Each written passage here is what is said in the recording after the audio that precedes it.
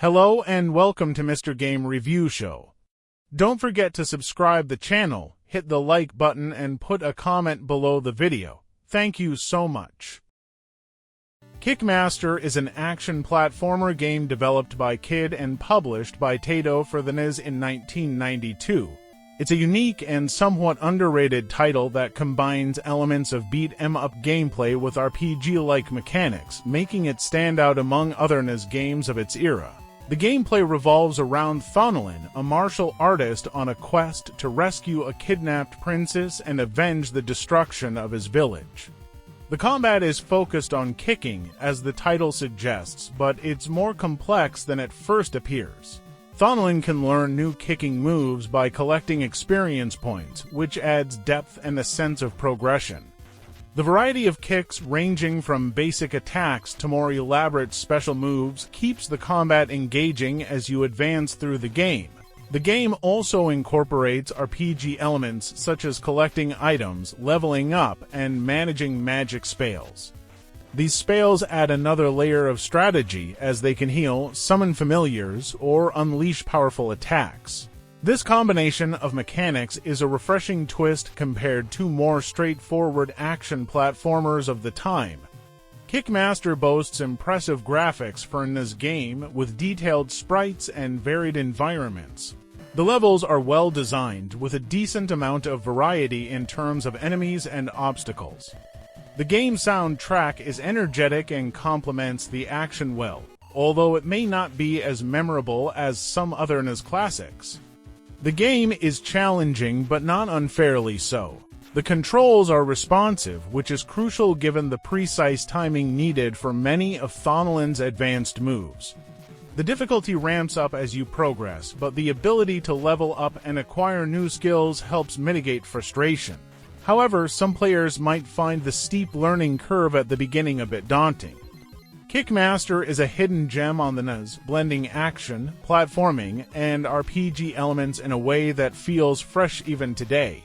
While it may not have the same recognition as other titles from the era, it offers a unique and rewarding experience for those willing to master its mechanics. If you enjoy challenging action games with a bit of depth, Kickmaster is definitely worth checking out. The composer of Kickmaster was Nobuyuki Shioda. He worked on the game's soundtrack, contributing to its energetic and fitting musical atmosphere. Shioda has composed music for several other games during the NES era, though his work on Kickmaster is one of his more notable contributions. In Kickmaster, players encounter a variety of enemies that fit the fantasy theme of the game. The enemies are diverse, ranging from standard foot soldiers to more fantastical creatures. Here's a breakdown of some of the types of enemies you face. 1. Skeletons, classic enemies that are common in many levels. They often attack in groups and can be quite persistent. 2.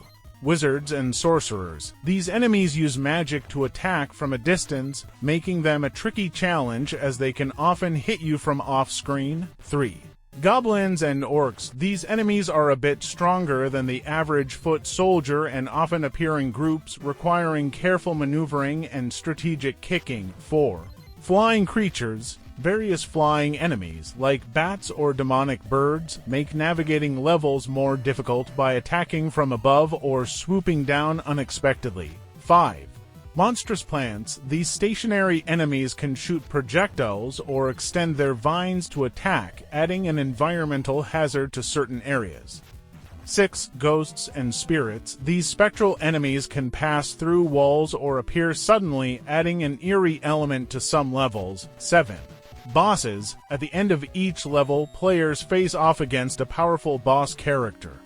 These bosses range from giant trolls and beasts to powerful sorcerers and warriors, each with their own unique attack patterns and weaknesses. These enemies contribute to the game's challenge and atmosphere, making each level feel distinct with its own set of hazards and foes to overcome.